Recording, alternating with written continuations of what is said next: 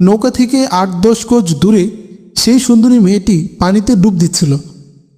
তার চিৎকার শুনেও নৌকারোহীরা নির্বিকারে তার দিকে চেয়ে দেখছিল।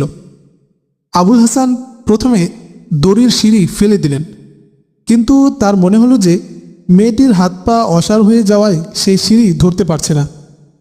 তিনি তৎক্ষণাৎ পোশাক সমেত সমুদ্রে লাফিয়ে পড়লেন। মেয়েটি হঠাৎ পানিতে অদৃশ্য হয়ে গেল এবং তিনি হতভম্ব হয়ে এদিক ওদিক চাইতে লাগলেন। ইতিমধ্যে জাহাজের পাশে বহু নৌকা জড়ো হয়ে গিয়েছিল এবং দ্বীপবাসীরা উচ্চস্বরে হাসছিল। ৩ বার ডুব দেওয়ার পর নিরাশ হয়ে আবুল হাসান দড়ির সিঁড়ি ধরে উঠতে যাচ্ছিলেন। এমন সময় তার এক সাথী জাহাজ থেকে ডেকে বলল, মেয়েটি ওইদিকে আছে, জাহাজের অন্যদিকে, সে ডুবছে, বোধহয় তাকে কোনো সামুদ্রিক মাছে ধরেছে। স্থানীয় স্ত্রী পুরুষেরা আবার সশব্দে